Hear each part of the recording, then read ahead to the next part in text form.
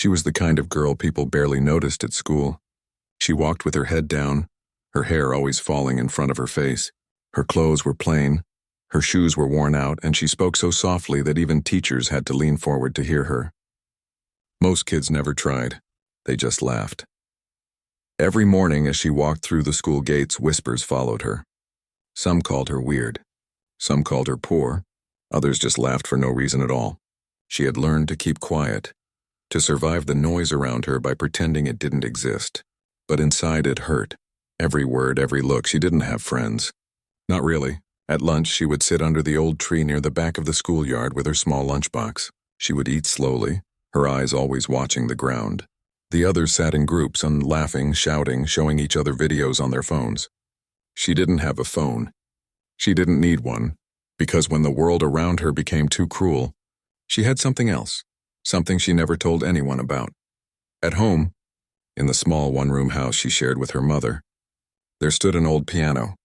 The keys were yellowed, a few were chipped, and one was missing completely. It had been her father's piano before he left. The girl didn't remember him much, just his hands on the keys and how the sound would fill the room like sunlight. When he left, he didn't take much, but he left the piano. And that was enough. Every evening after school, when her mother returned from her job at the laundry, the girl would sit on the old wooden stool and press her fingers against the keys. At first, she didn't know how to play. She just touched them, trying to remember the sound she had heard long ago. But slowly she began to find melodies. They came naturally, like whispers in her mind that turned into songs. Her mother used to say, "You don't need to speak loudly to be heard. You just need to make them listen." So that's what she tried to do. In her quiet world, the piano became her voice. When she played, the walls didn't seem so close and the world didn't seem so cruel. She would play until her mother fell asleep. The soft sound of the keys wrapping around the room like a blanket. Sometimes the neighbors would stop and listen through the thin walls. They never said anything to her, but the music reached them anyway. At school, though, nothing changed. The laughter didn't stop. One day during music class, the teacher announced something new. "This year," he said, "we will have a small performance. Each student can show a talent, singing, playing an instrument, anything that shows your creativity." The room filled with noise. Some students were excited. Some groaned. A few joked about making fools of themselves. But the girl just stared at the floor. She didn't want to be seen. When the teacher asked who wanted to volunteer first, the class went silent. Then one of the boys shouted, "Let her do it!" The quiet one. Everyone laughed. The teacher looked at her and smiled gently. "Would you like to share something?" he asked. Her face turned red.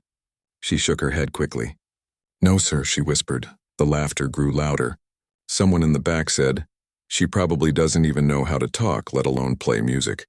The teacher frowned and told them to quiet down. But the damage was done. The girl felt the heat of shame crawl up her neck. She wished she could disappear. That night when she got home, she didn't touch the piano.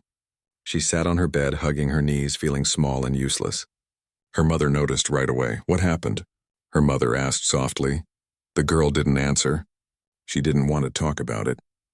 She just looked at the piano, her one safe place, and for the first time she felt afraid of it. Her mother came over and sat beside her. "You know," she said, "people laugh when they don't understand something. They laugh because they can't feel what you feel." The girl looked at her. "But it hurts," she whispered. "I know," her mother said. "But if you let that stop you, they win." The girl didn't say anything. But later that night, she sat down at the piano again. Her fingers hesitated over the keys and then began to move. Slowly at first, then faster. The sound filled the small room, soft and sad at first, then rising into something bright and alive. It was like the sky itself was opening, like the music had wings. When she finished, she looked up and saw her mother standing in the doorway, eyes full of tears. "That's your voice," her mother said. "That's what they need to hear." The next day, she didn't plan to do anything. But during class, when the teacher asked again if anyone wanted to sign up for the school performance, she surprised herself by raising her hand. The room went silent for a second, then filled with laughter again. "She's joking," someone said. "Maybe she'll play the desk." Another one laughed, but the teacher smiled and wrote her name on the list. "Good," he said. "I'm looking forward to it." The girl tried to ignore the whispers that followed. Inside, she felt both scared and alive. It was the first time she had done something for herself. Not to hide, not to please anyone, just to be heard. At home, she practiced every night. Her mother watched from the corner, tired from work but smiling quietly. Sometimes the piano made mistakes. The broken key gave out a dull sound. But the girl found a way to make it fit. She learned to turn flaws into beauty. Days passed. The performance day grew closer. The other students practiced their songs and dances during breaks. The girl stayed quiet, keeping her music a secret. One afternoon when most students had left, she stayed behind in the music room to practice. She thought she was alone, but she wasn't. A few students walked by the door and stopped when they heard the sound. It was gentle at first, then full of emotion, rising and falling like waves. The melody was simple, but it carried something deep, something that made them stop laughing. When she finished, she turned around and saw them standing there. They didn't say anything for a moment. Then one of them spoke softly. "Was that you?" She nodded, her face turning red again. The boy who had mocked her before looked uncomfortable. "That was good," he said quietly. She didn't know how to respond. She just nodded and began packing her bag. But as she left the room, she heard someone whisper, "Maybe she's not so weird after all." That night, she couldn't sleep. For the first time, she felt something she hadn't felt before. Hope. Maybe people could listen. Maybe they could change. The next morning, she woke up early and sat at the piano again. The sunlight poured through the small window, lighting up the dusty keys.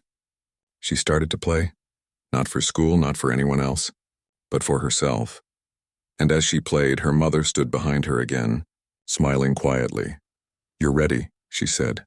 The girl didn't know if she was, but for the first time in her life, she wanted to try. The day of the school performance came faster than she expected. When she woke up that morning, the sun was bright, but her heart was heavy. Her hands were cold and her stomach twisted with fear. She sat at the small kitchen table, staring at her breakfast but not eating it. Her mother placed a gentle hand on her shoulder. "You don't have to be perfect," she said. "Just play with your heart." The girl nodded slowly. She tried to smile, but her lips trembled. "What if they laugh again?" she whispered. Her mother knelt down beside her. "Then let them. But this time you'll have something they don't. Courage." The girl looked at her mother's tired eyes and smiled faintly. She knew her mother had faced her own share of laughter and pain, yet she never gave up. Maybe that's where she got her strength from. At school, the air buzzed with excitement. Posters were taped on the walls, showing the list of students performing that day. The hallway was full of chatter. Who would sing, who would dance, who would try to make everyone laugh? Her name was on that list too, near the bottom.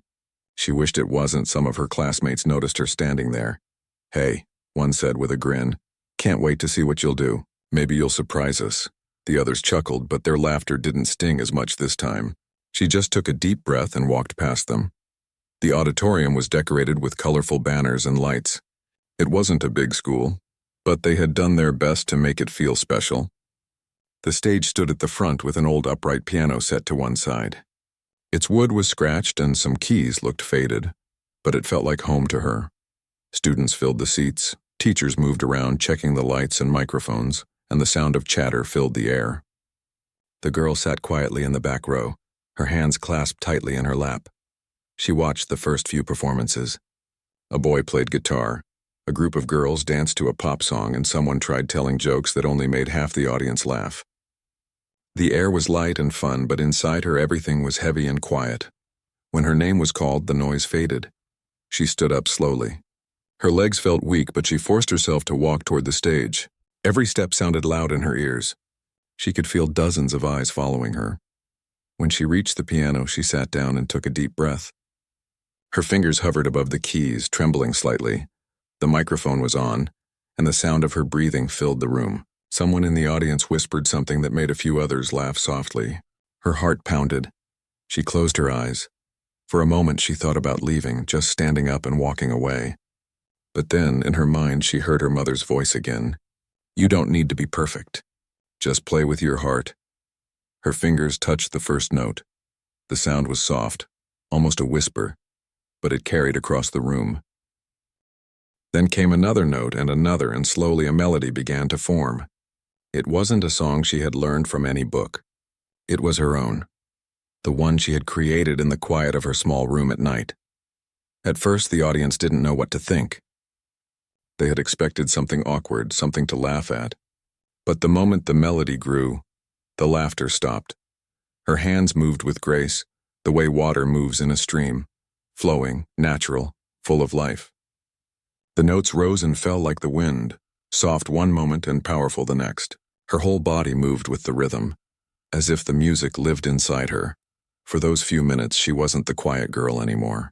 She wasn't the one they laughed at or ignored. She was something else entirely, a voice, a sound, a feeling. When she reached the final note, it hung in the air like a sigh. The room was silent. No one clapped at first. It was as if everyone had forgotten how. Then slowly someone began to applaud. Another joined in and another until the entire auditorium was filled with clapping, loud and alive.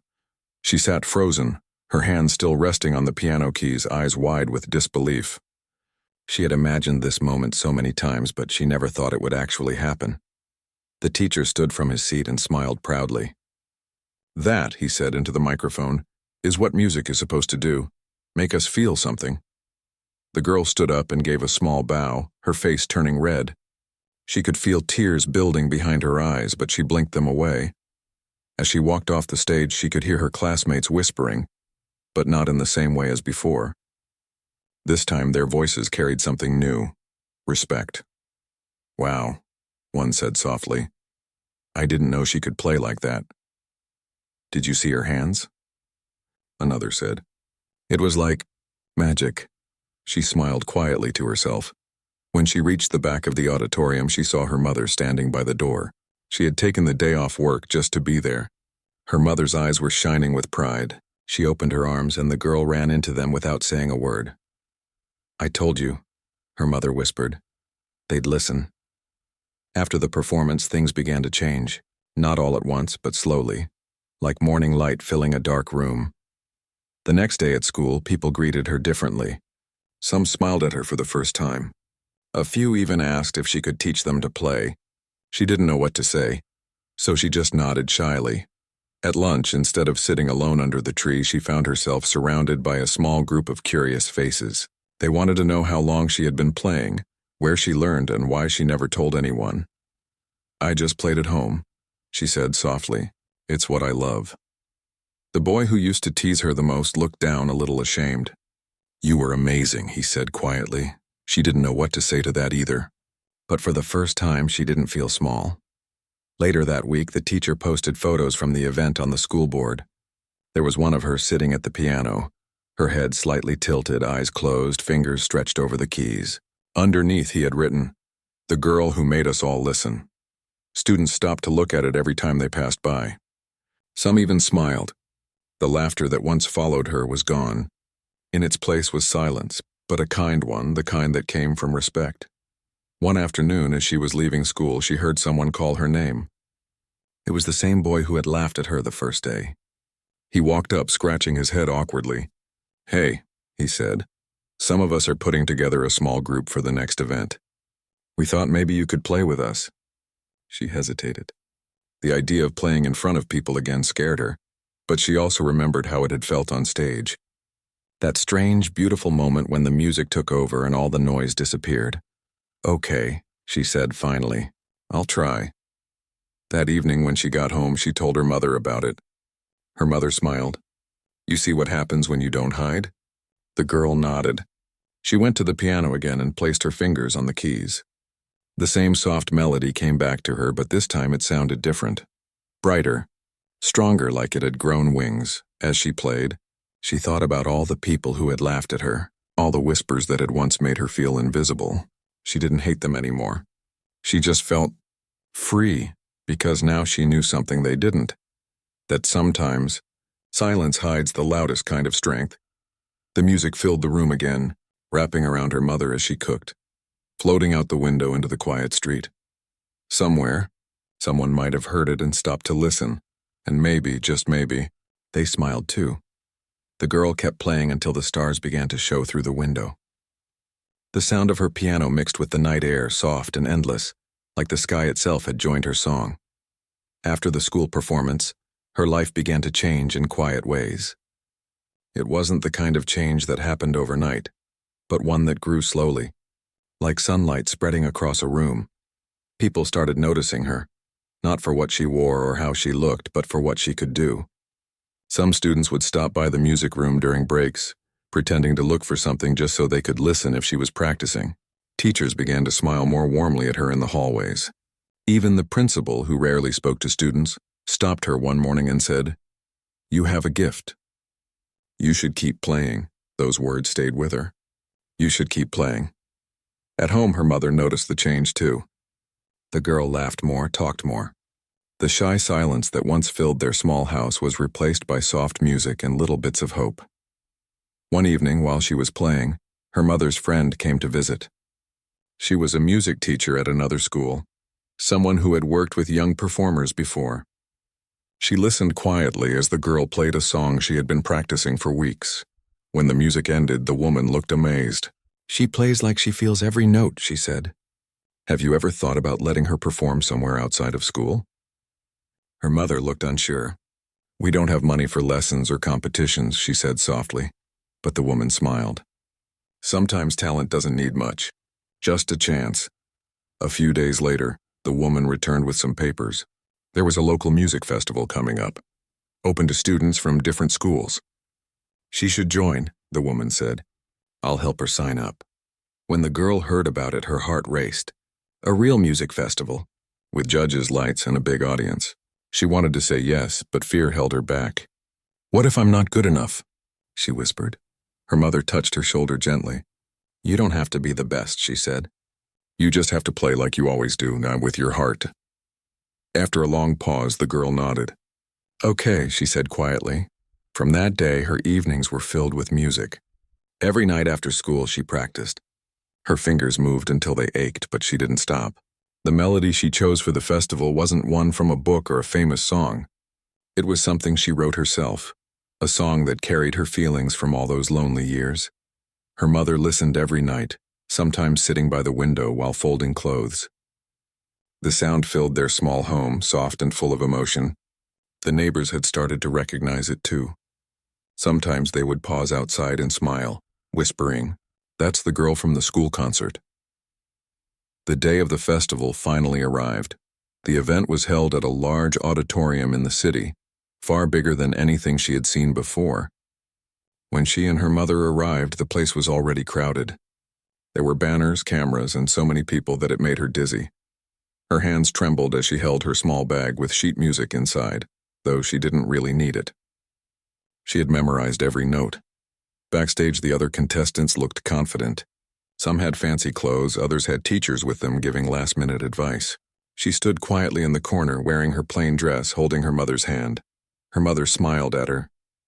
"You belong here just like they do," she said softly. When her turn came, she walked toward the stage, her heart pounding so loud she could barely hear anything else. The lights were bright and the piano stood waiting for her under them. She sat down slowly, took a deep breath, and placed her fingers on the keys. The first note echoed through the room. It was soft, fragile, but beautiful. Then another note followed, and soon the melody began to bloom. This time, she didn't think about the audience. She didn't think about the judges or the bright lights or the fear that used to follow her everywhere. She thought about her mother, her small home, the nights she played alone, and how music had saved her from silence. Each note carried a piece of her story, the pain, the hope, and the courage it took to stand there. The sound rose and fell like wind through the clouds. People in the audience stopped whispering. Some leaned forward, others closed their eyes. By the time she reached the last note, the entire room was still. Then came the applause, louder than she had ever imagined. It rolled across the hall, wave after wave, until she could barely breathe. She stood up and bowed. The judges smiled. One of them even stood and clapped longer than the rest. When she walked off stage, her mother was waiting just behind the curtain. She hugged her tightly. "You did it," her mother whispered. "I just played," the girl said softly, still trembling. "That's what made it perfect," her mother said. Later, when the results were announced, she didn't expect much. But when they called her name as one of the winners, her eyes widened. She couldn't move for a moment. She just stood there, stunned. People around her clapped, and someone handed her a small trophy with a golden music note on it. She didn't win first place, but it didn't matter. The applause, the recognition, it felt like a dream. After the festival, something unexpected happened. A man approached them as they were leaving. He introduced himself as a music instructor from a nearby academy. "I saw your performance," he said kindly. "You have something rare. You don't just play music and you feel it. I'd like to offer you a small scholarship if you're interested in learning more."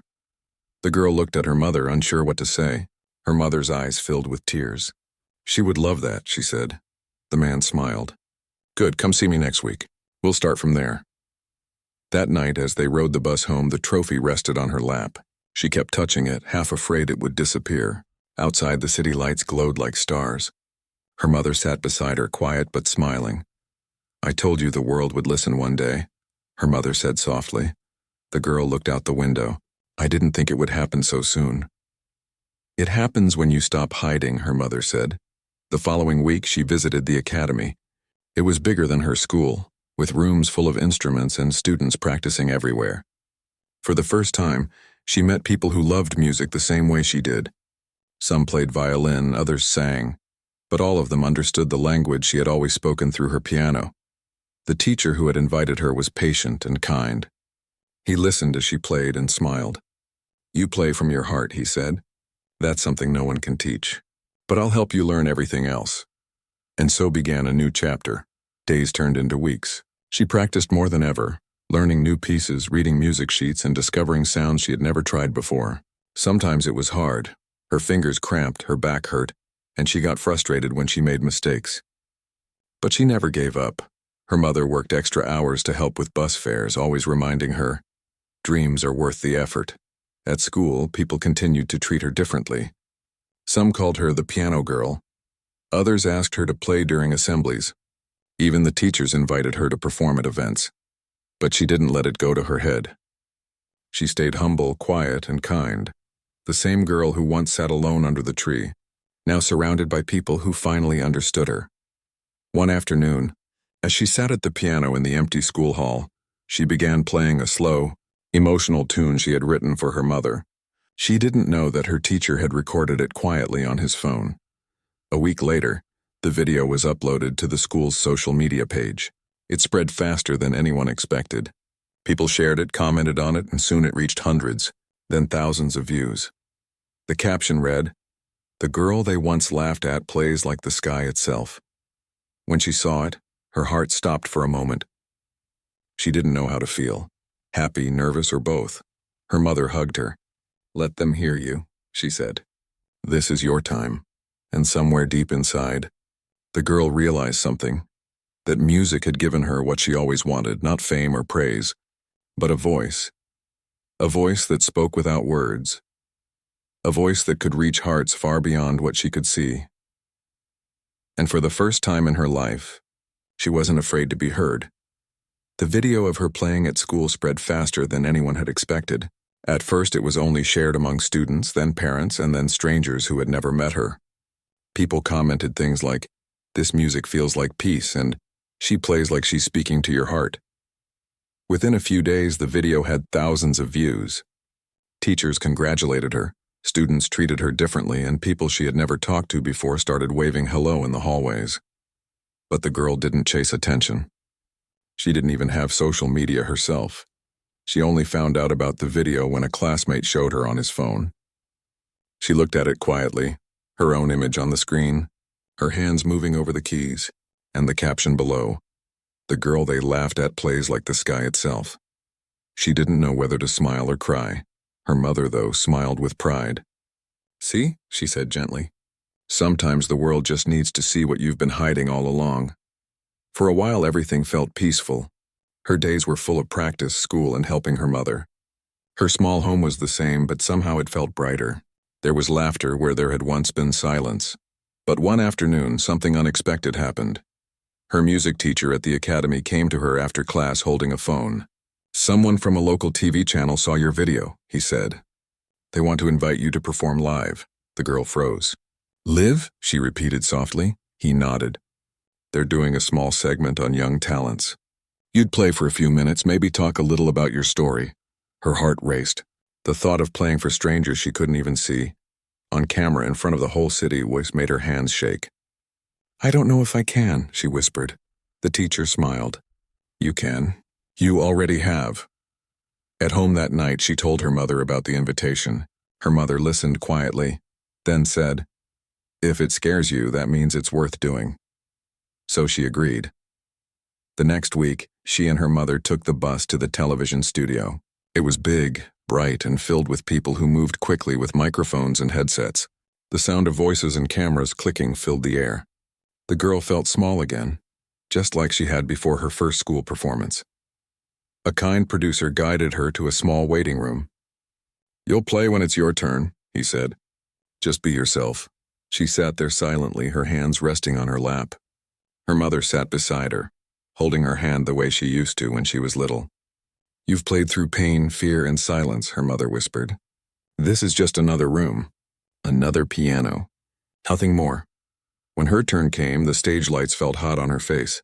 The host greeted her kindly, asked a few simple questions, and then said, "Everyone, please welcome our next performer." The girl sat at the grand piano. It was bigger and shinier than the one at home, but when she touched the keys, it still felt familiar. She closed her eyes, took a breath, and began to play. The melody flowed like water, gentle but full of emotion.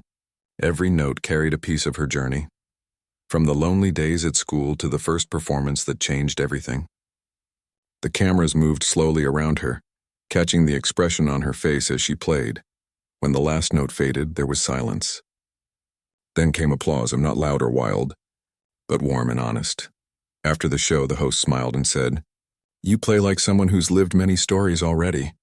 The girl just smiled shyly and said, "Music is how I talk." The segment aired that evening. By the next day, thousands more people had seen it. Comments poured in again. People from different cities, even other countries, writing how her music had made them cry or remember someone they loved. She didn't know most of them, but she read a few of the comments her teacher showed her. One said, "Her piano sounds like hope." Another said, "Sometimes the quietest people have the loudest souls." The girl didn't chase fame.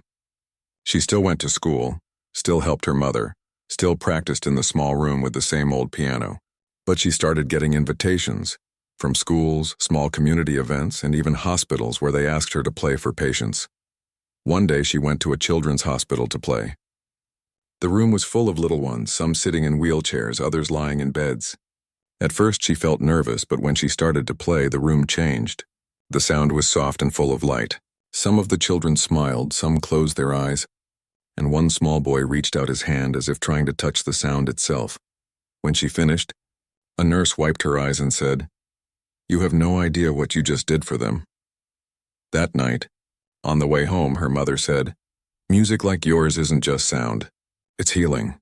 The girl thought about that for a long time. Maybe her music wasn't about being famous or winning trophies.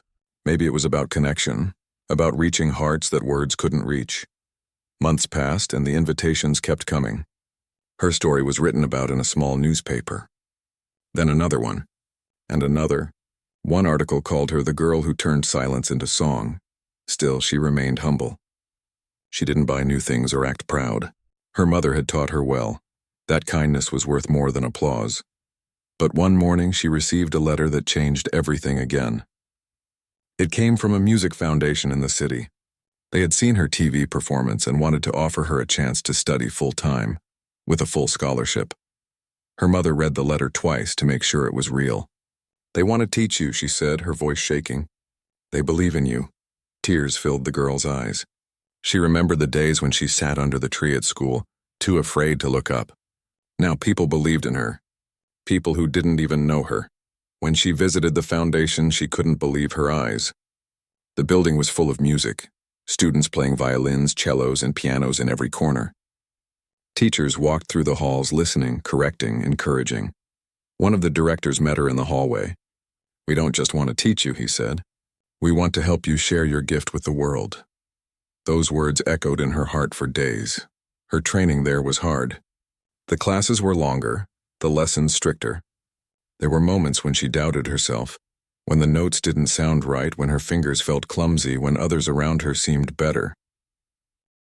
But she didn't stop. She remembered her mother's voice. If it scares you, it's worth doing. Her teacher at the academy checked on her often. Don't lose what makes you special, he said once. Technique can be learned. Heart cannot, and she understood what he meant. She practiced not just to be perfect, but to stay true to what made her start playing in the first place. The feeling that music could speak when words failed. Months turned into a year. The quiet girl who once played in a small house now stood on bigger stages, yet she never forgot where it all began. One afternoon she returned to her old school to visit her teacher. The same piano was still there, scratched, chipped, and familiar. She sat down and played the melody she had once played for the first time. Students walking past stopped to listen.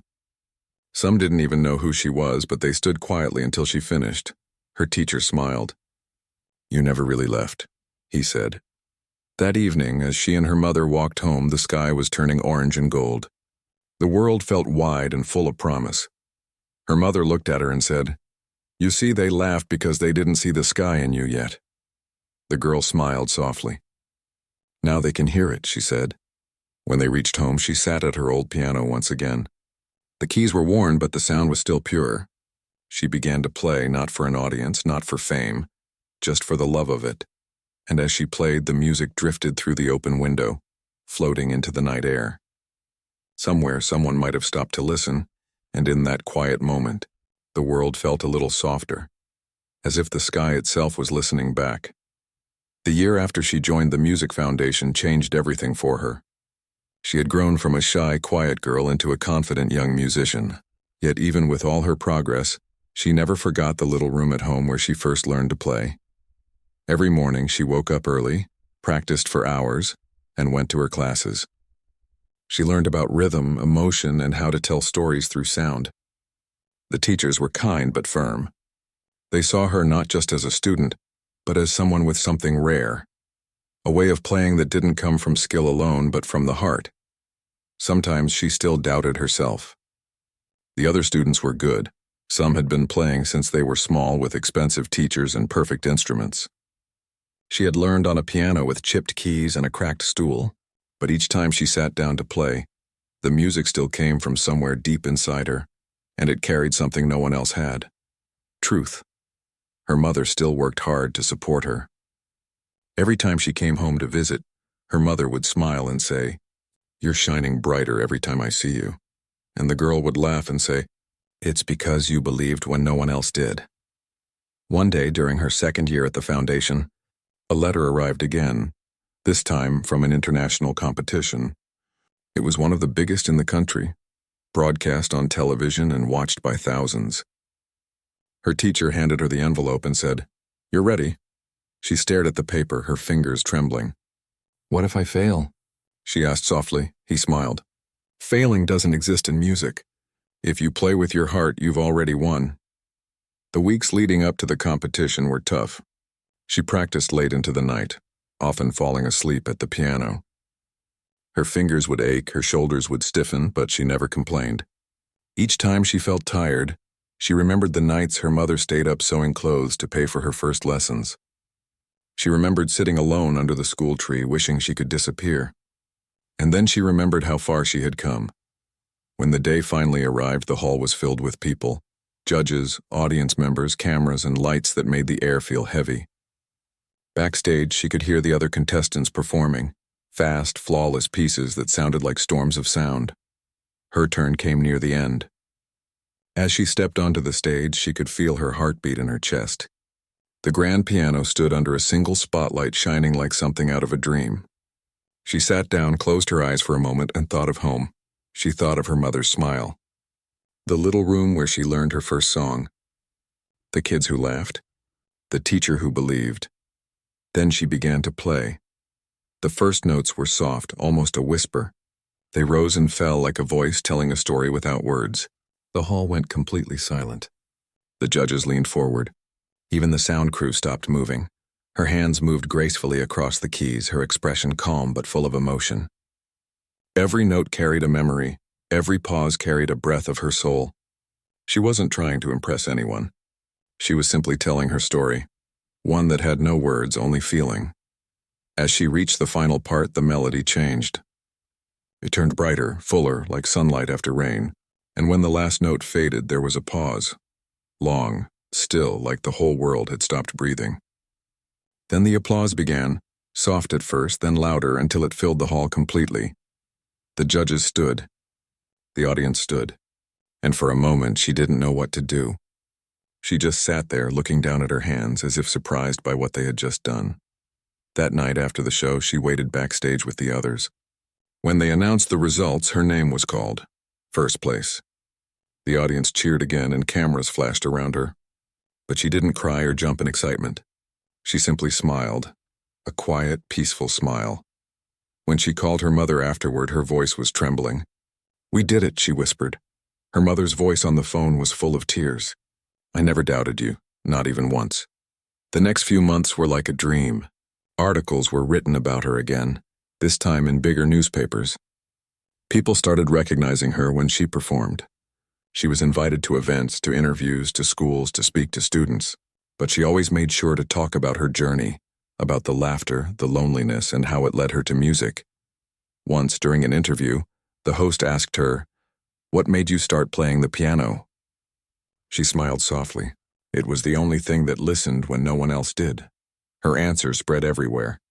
People quoted it online.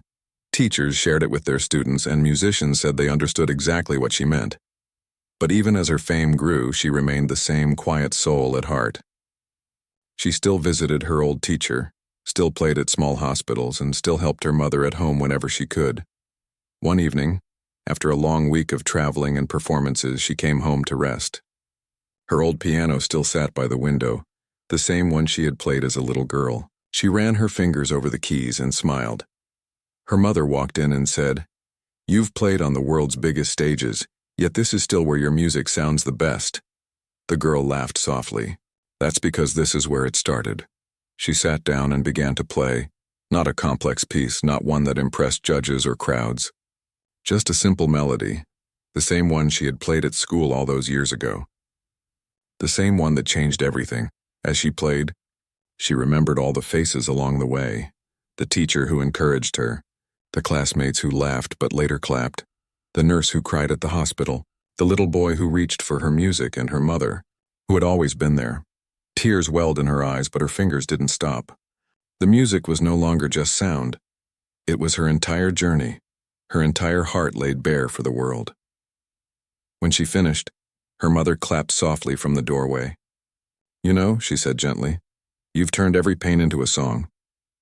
The girl looked up, smiling through tears. "And you gave me the courage to play it." A few months later, she received another letter, this time from a music organization abroad. They wanted her to join their program and perform in front of international audiences. It was an opportunity she had only dreamed of. She hesitated at first. It meant leaving home, leaving her mother, but her mother smiled and said, "Go. The world needs to hear what you have to say." So she went. Her journey took her to new cities and new countries. She met musicians from around the world, each with their own story.